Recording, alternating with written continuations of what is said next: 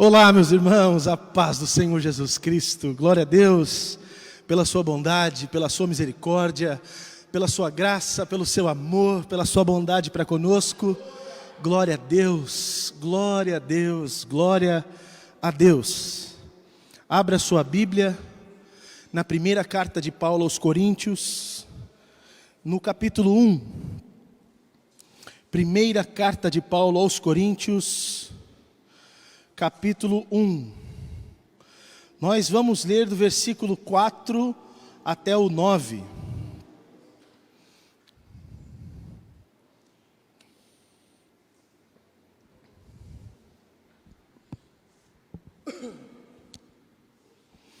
Primeira carta de Paulo aos Coríntios, capítulo 1, do verso 4 até o 9. Que diz assim: sempre dou graças a meu Deus a vosso respeito, a propósito da sua graça, que vos foi dada em Cristo Jesus, porque em tudo fostes enriquecidos nele, em toda a palavra e em todo o conhecimento, assim como o testemunho de Cristo tem sido confirmado em vós, de maneira que não vos falte nenhum dom, aguardando vós a revelação de nosso Senhor Jesus Cristo, o qual também vos confirmará até o fim, para serdes irrepreensíveis no dia de nosso Senhor Jesus Cristo. Vamos ler o 9 agora. Fiel é Deus, pelo qual fostes chamados à comunhão de seu Filho Jesus Cristo, nosso Senhor. Amém. Vamos orar. Pai, nós suplicamos o teu favor agora também, para que fale conosco através da tua bendita palavra. O Senhor nos abençoou enquanto invocamos o teu nome nas orações, quando dispusemos o nosso coração para sermos fiéis nas contribuições, quando te louvamos e cantamos louvores ao Senhor, em cada um destes atos, em que o seu nome estava sendo glorificado, ali o Senhor também nos abençoava. E agora desejamos ardentemente que nos abençoe com a tua palavra. Fale conosco, nos abençoe, fazendo com que sejamos fortalecidos neste instante, no nome de Jesus. Amém. Amém. O apóstolo Paulo, ele teve um caso muito peculiar com a igreja de Corinto. Ele teve um caso de amor problemático com a igreja de Corinto. E por que eu falo isso? Porque com esta igreja de Corinto, muito embora ele escreva essas palavras que eu li a vocês, rendendo ações de graças ao Senhor, ele, durante toda essa carta, ele faz duras e severas repreensões. Essa igreja fez coisas assim espantosas, agiu de forma assustadora. Até quando você lê, você fala: meu Deus, será que de verdade ele está escrevendo isso para um povo de Deus? Será que os destinatários desta carta eram mesmo crentes? Ele estava escrevendo para uma igreja que estava sofrendo por conta de divisão. Ele estava escrevendo para um povo que estava inchado por conta de soberba. Estava escrevendo para um povo que estava cercado e atolado de todo tipo de imoralidade, impureza sexual e prostituição, ao ponto de ter homens tendo relação sexual com a própria madrasta. Era uma igreja onde irmãos tinham litígio, que era irmãos levando outros irmãos a processo diante de juízes. Eles não conseguiam resolver os seus problemas entre si e precisavam levar na justiça comum dos homens as suas causas, porque não conseguiam e não podiam levar essas questões a nenhuma pessoa entre eles, que não tinha ninguém com sabedoria suficiente para resolver os seus problemas. Eles tinham falta de sabedoria no uso dos dons espirituais, entre tantas outras coisas. Essa realmente era uma igreja problemática.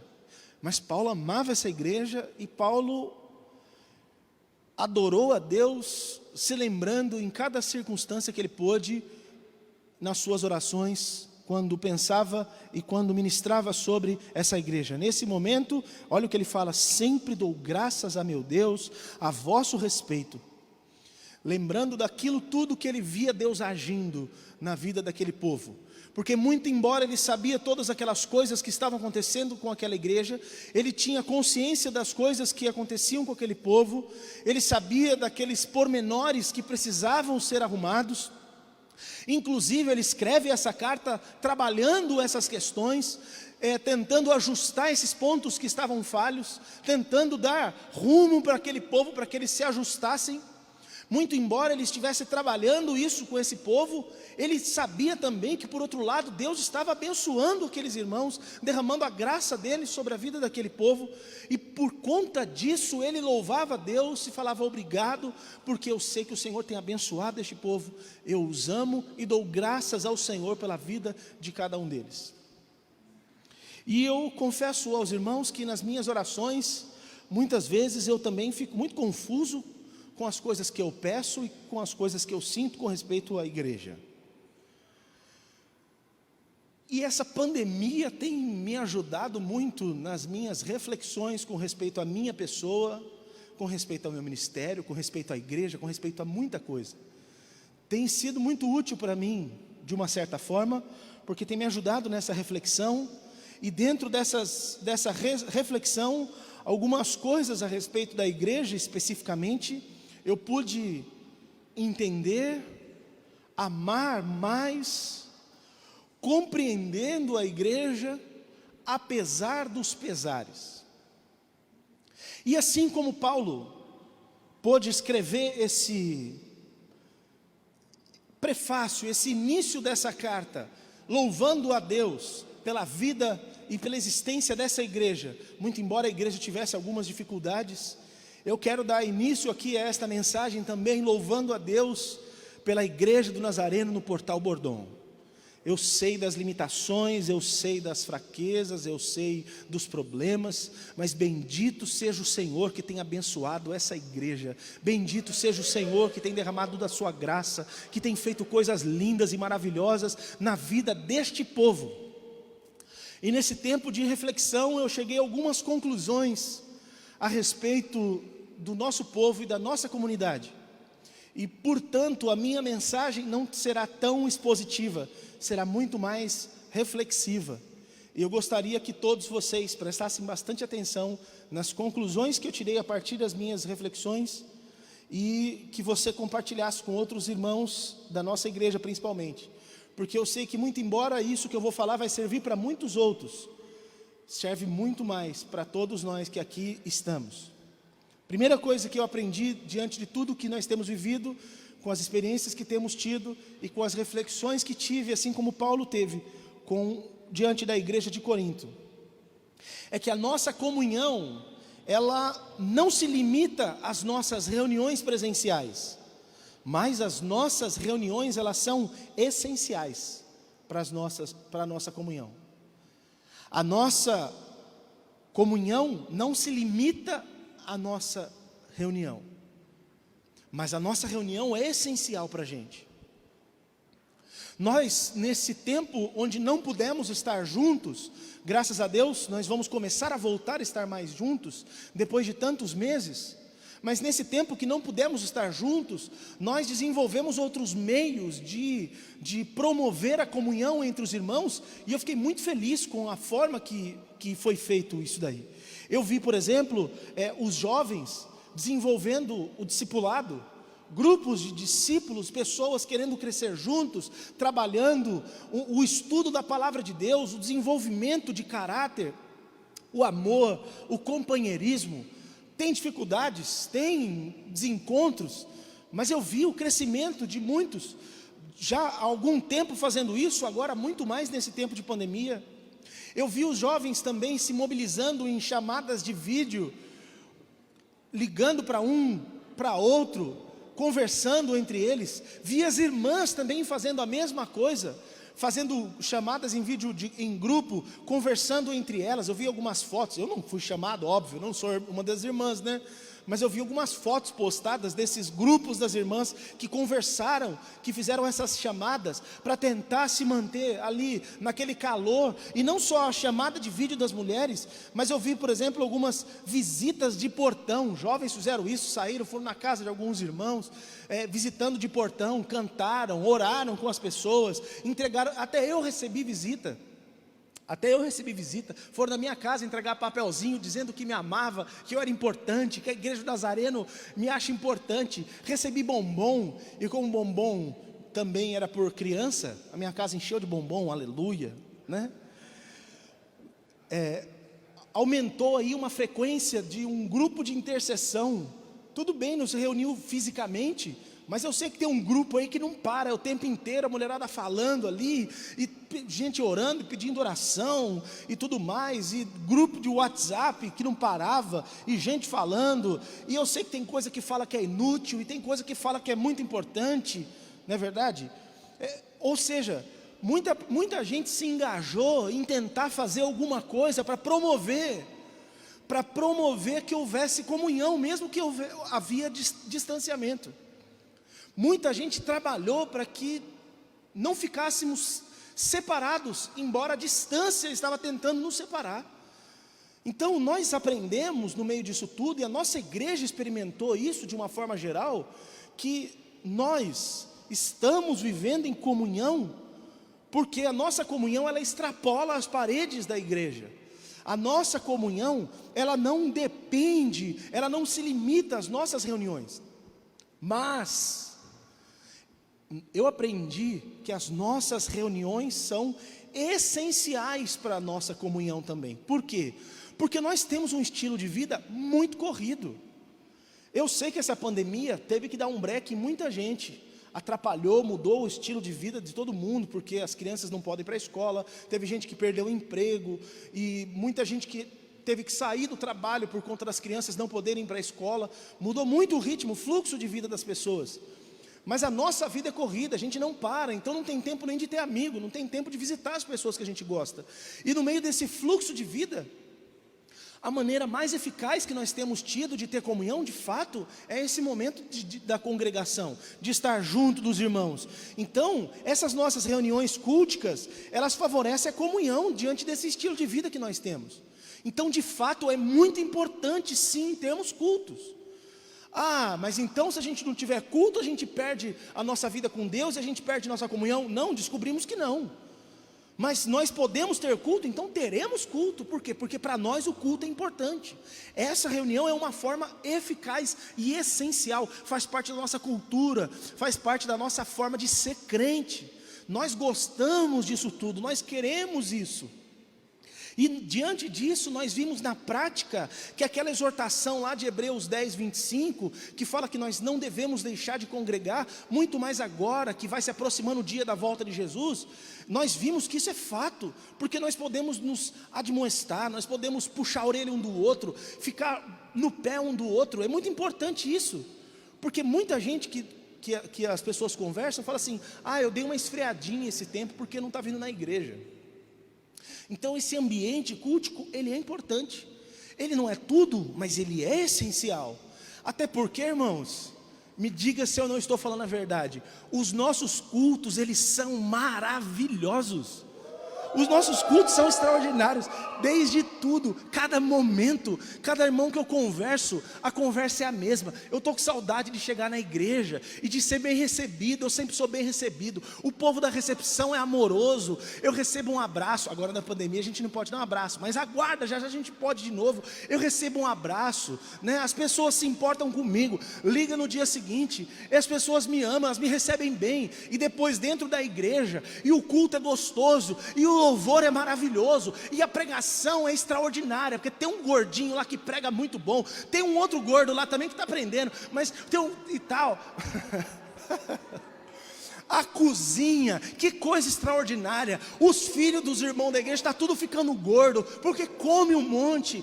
Tudo que faz nessa igreja é bom. Quem que não quer vir no culto nessa igreja, meu Deus do céu? Quem que não quer vir nesse culto? É maravilhoso. Então, vir no culto é extraordinário. Nós entendemos que a nossa comunhão não se limita ao culto, mas o nosso culto é essencial. Então que volte logo o nosso culto em nome de Jesus. Poxa vida. Segunda coisa que eu aprendi com isso tudo: que condições financeiras e limitação de tempo não são os verdadeiros impeditivos para as velhas desculpas de não participar do culto e da palavra. Eu sempre ouvi assim: eu não fui no culto porque eu não tive tempo. Eu não fui no culto porque eu não tinha combustível para pôr no carro. Eu não fui nesse evento porque eu já fui uma vez na semana, não dava para ir 2. Agora não tinha mais essa desculpa, porque de casa você não precisava sair, você não ia gastar. E quem não podia assistir os cultos ao vivo, podia assistir depois, porque eles ficavam gravados. E sabe o que nós constatamos?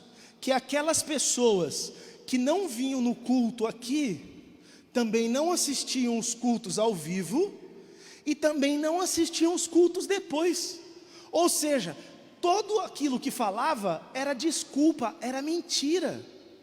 Puxa, caiu a máscara. Faz Jeová, faz a obra. Deus é tremendo. Quem disse que eu não sou pentecostal? Essa hora eu sou, hein?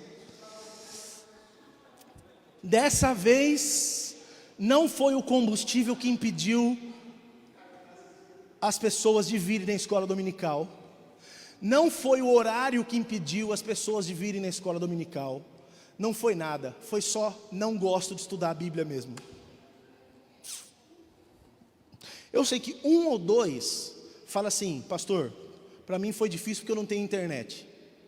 1 ou 2, tem 2 famílias no máximo na igreja, 3, vou chutar alto, 3 famílias na igreja que poderiam falar: não, para mim não deu porque eu não tenho internet.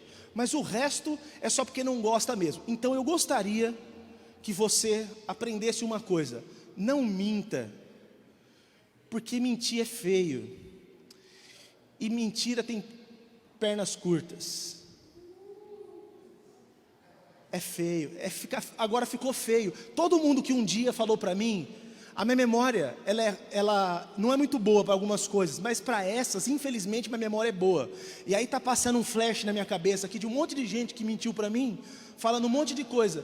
E aí eu nunca vi nenhuma dessas pessoas que mentia para mim nas lives. E eu sei que não assistiu o culto depois.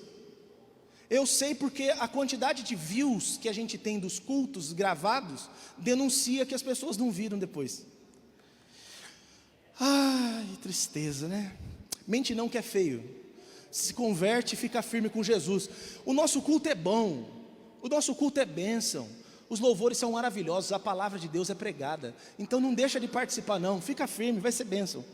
Aí talvez você fale assim: pastor, mas se você está falando isso, geralmente essas pessoas não vão assistir mesmo, não é?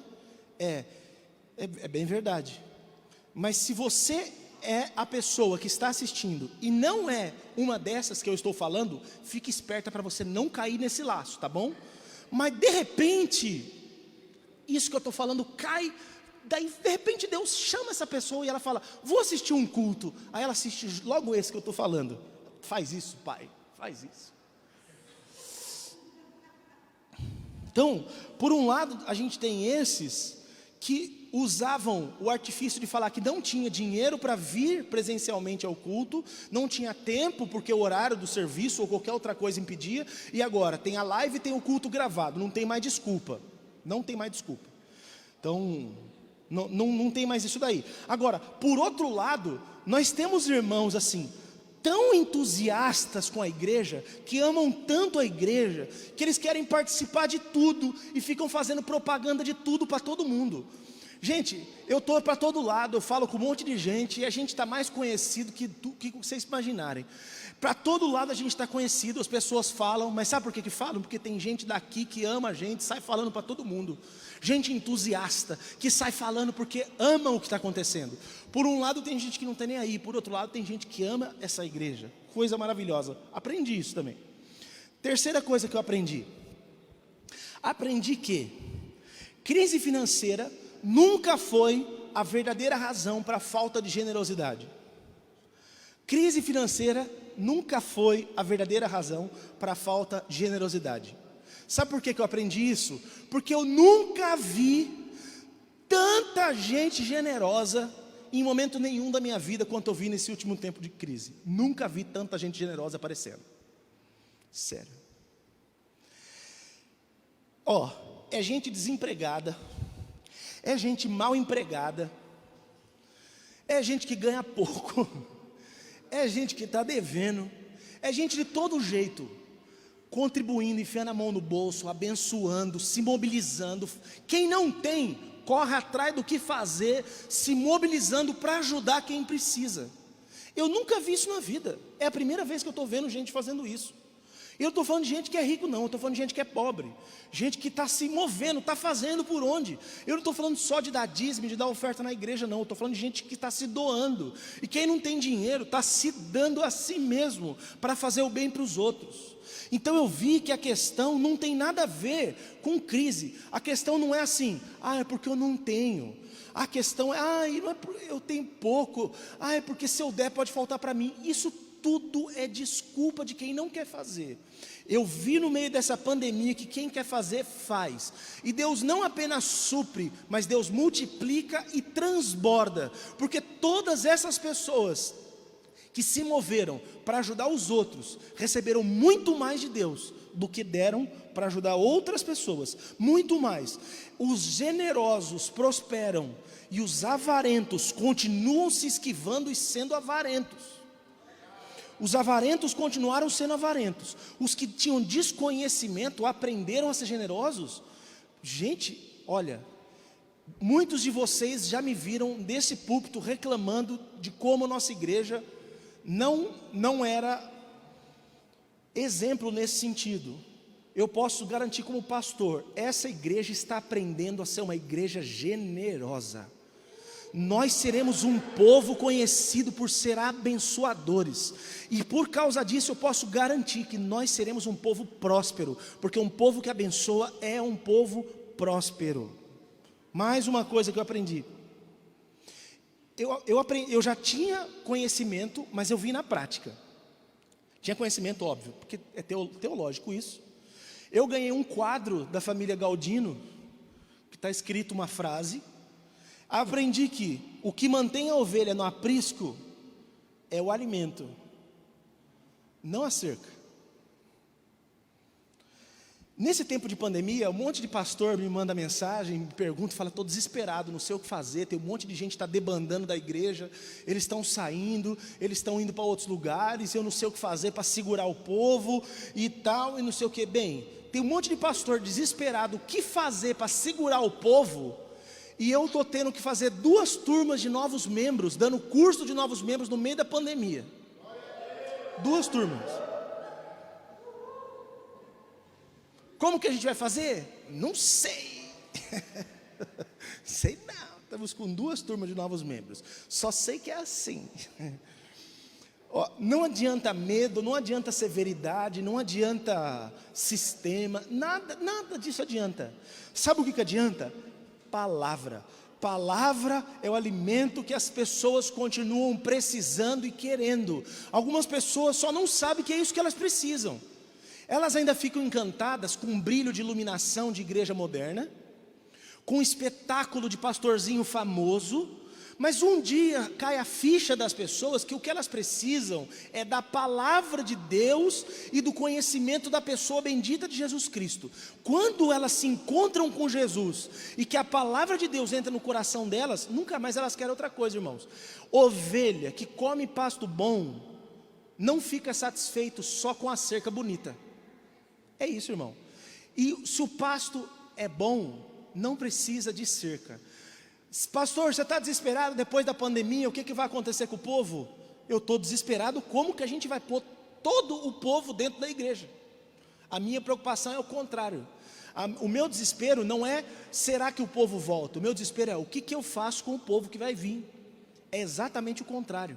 Então, irmãos, estamos na frente. Mais uma coisa, eu aprendi Vocês acham que eu estou metido? Não estou metido, né?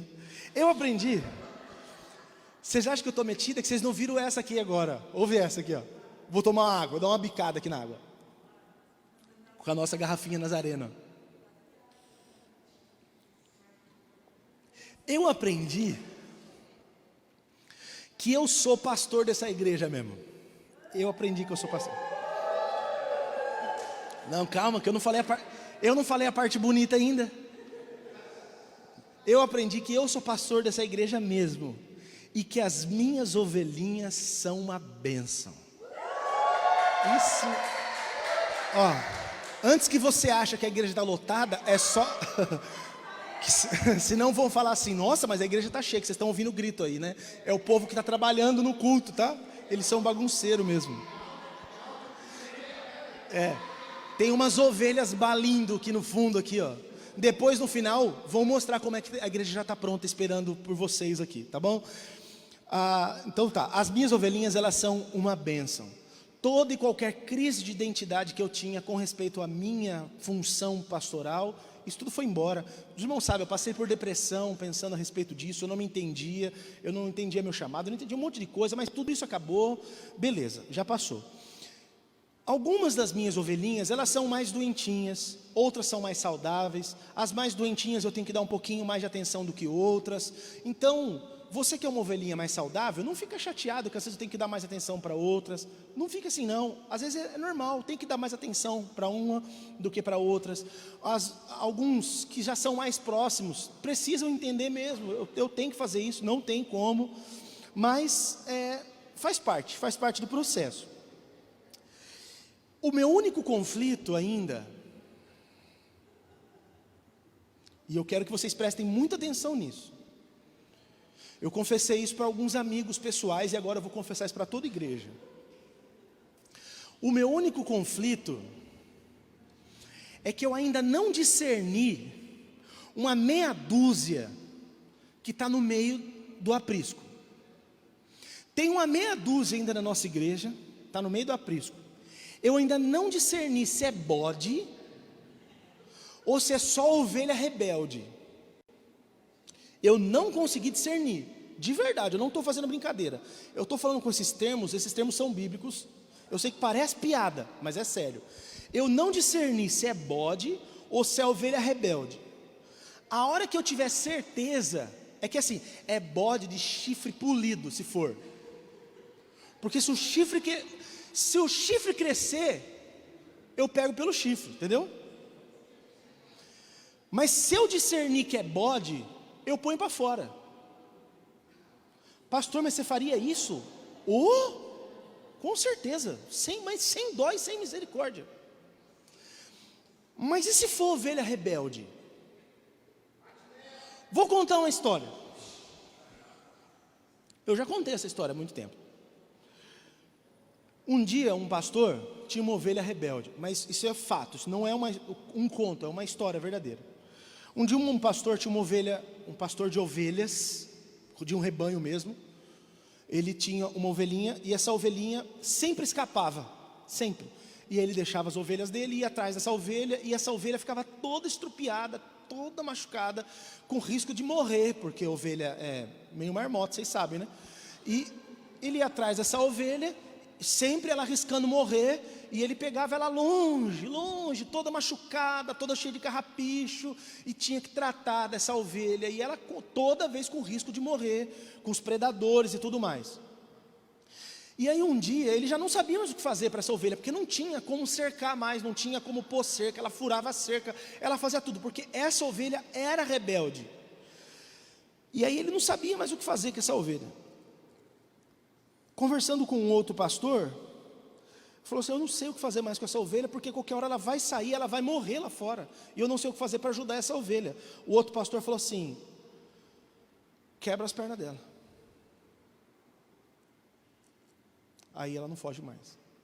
Aí ele falou, mas se eu quebrar as patinhas dela, não é muita judiação?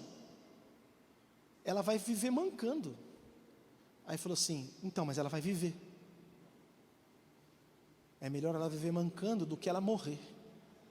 Você é responsável por cuidar dela. Você é responsável por manter ela viva. então quebra a patinha dela.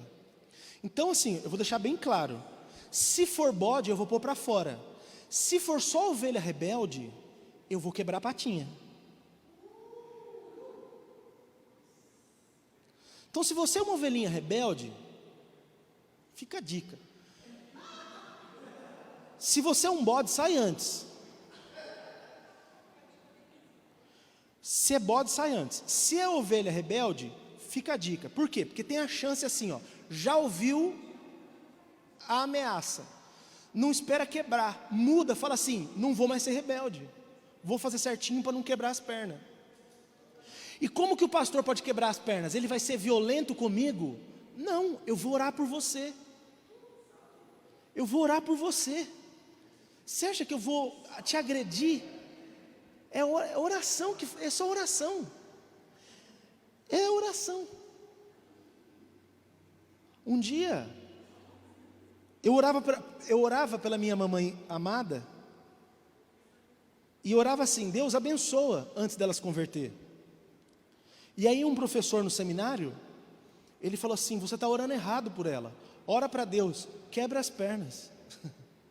Pergunta para minha mãe o que ela passou antes dela se converter, se você é ovelha rebelde. Aí depois você vai entender o que pode uma oração fazer, tá bom? Amo todas vocês. Tem uma meia dúzia só que para esse finalzinho aqui é só para uma meia dúzia, viu? O resto de vocês é uma bênção. Vocês são ovelhas maravilhosas. Algumas têm carrapicho, outras têm uma lãzinha meio turva, mas a maioria de vocês são ovelhas maravilhosas. Algumas estão mais gordinhas do que deviam, mas são ovelhinhas maravilhosas. Mais uma coisa, e último dos meus pontos, mas calma que depois vai demorar um pouquinho para a conclusão. Eu aprendi que essa igreja tem de tudo. Tem gente que ninguém conhece, e tem gente mais conhecida que cachorro caramelo. Essa é a igreja. Tem gente que é difícil achar, porque um fala assim, o irmão fulano de tal, e fala, quem? Ninguém sabe. Olha para a foto assim e fala, nossa, mas não tem ideia, esse irmão é da igreja. Tem gente que ninguém sabe quem é, porque essa pessoa é agente secreto. Ele entra, senta num canto, no escuro e sai no escuro. Ninguém sabe quem é essa pessoa, porque tem gente que não gosta de ser conhecido, não gosta de ser visto, não gosta de falar. Mas tem gente, tipo o Anderson. Você conhece ele, seja para gostar ou para odiar. Para um ou para outro, é ou não é, gente? É para amar ou é para odiar? Não tem como ser imparcial com o Anderson. Ou você ama ou você odia. Ou odilha. É isso. É mais conhecido que cachorro caramelo. Tem gente ruim na igreja e tem gente boa de Deus. Tem gente tão avarenta na igreja que vai morrer com a garganta seca, com medo de engolir e gastar saliva. Essa fui eu que inventei. Essa é boa, não é? Essa é boa. Essa foi eu que inventei. Mas tem gente da igreja. Essa é boa pra caramba, Moisés. Mas tem gente que é tão generosa na igreja que fica vindo atrás de mim, me procurando para saber quem que pode abençoar. Ó, que coisa extraordinária. Pastor, quem que eu posso abençoar dessa vez? Puxa vida. Aí o avarento vai me procurar e vai falar assim, quando essa pessoa te procurar, manda minha conta. O avarento vai fazer isso. Tem gente fofoqueira na igreja. Misericórdia. Mas tem gente com quem você pode abrir o coração, que ali é gente de Deus mesmo assim. Tem gente na igreja que parece bicho, marmota mesmo. Mas tem gente que parece anjo de Deus na igreja. Tem gente que quando chega, o ambiente empesteia com cheiro de enxofre do inferno. Tem gente. E eu não estou falando de sovaco. Não estou falando de sovaco. Não estou falando de CC, não. Eu estou falando que ele chega assim, você sabe que abriu a tampa do inferno e essa pessoa acabou de chegar de lá. Mas tem gente que quando chega, o céu desce. Sabe aquela pessoa de Deus, que tudo que essa pessoa fala é abençoado. Você tem prazer em ouvir o que essa pessoa fala, porque essa pessoa é gente de Deus, é boca de Deus, é isso. Tem gente que deixa copinho de água no templo e não ajuda com nada. Inclusive gente aqui da parte técnica, porque nem começou os cultos e já está ficando coisa jogada para o chão aqui. É, de vocês que estão aqui, ó, ficou garrafinha de água outro dia, coisa aí. Hoje, deixa eu ver hoje, para você sapatada voar aqui hoje, ó. Então tem gente que deixa copinho de água no templo e não ajuda com nada. Mas tem gente que, se não tomar cuidado, mora na igreja de tanto que trabalha.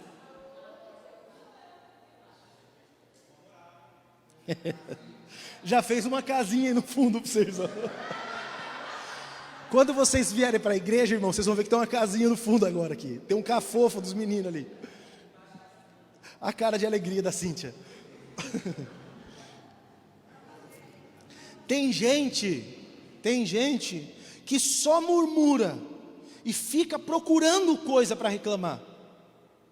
Mas tem gente que nem se a gente estivesse pagando, falava tão bem da igreja. É sério. Tem gente que fala tão bem da igreja, tão bem, que quando me procuram para falar, eu falo assim, mas onde que é esse lugar mesmo? Que nem eu acredito que é a nossa igreja, tão bem que falam.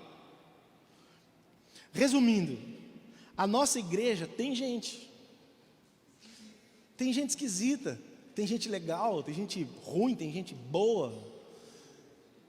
É gente. E cada um de vocês faz parte de tudo isso. Gente que está aqui agora, vocês que estão aí em casa, faz parte de tudo isso. Então, deixa o Espírito Santo trabalhar, tenha paciência, aprenda a amar a sua igreja, vamos viver junto como uma família para a glória de Deus. É fácil viver como crente? Não é fácil. É fácil conviver com o defeito dos outros? Não, não é fácil. Está sendo fácil a situação que a gente está passando? Não, não está sendo fácil. Vai ser fácil adaptar nesse novo padrão que a gente está vivendo? Não, não vai ser fácil, nada é fácil. Mas poxa vida, nós somos irmãos em Cristo, nós temos a Deus por Pai, tem o Espírito Santo habitando em nós, tem a lei de Cristo que nos ajuda em tudo. Vamos juntos viver isso, poxa vida. Temos tudo a nosso favor. Temos uma igreja extraordinária. Tem uma meia dúzia só que não quer colaborar, mas tem o restante todo de gente querendo fazer isso tudo dar certo. Então vamos viver o melhor de Deus para a nossa vida. Temos uma igreja incrível, extraordinária. Vamos viver essa igreja para a glória de Deus. Quero te convidar a voltar para os cultos, mas voltar com alegria. Voltar para os que vão voltar presencial, mas voltar com ânimo para louvar a Deus. Temos um ambiente já diferente aqui, mas voltar com o coração inteiro. Você que vai poder voltar, volta com o coração inteiro. E você que vai voltar depois, quando voltar, volta com tudo, não volta com um pedacinho, não volta com reservas. Volta para amar, volta para servir, volta para se doar, volta para ser amado, volta para fazer parte. Não volta só para frequentar, volta para ser parte do todo.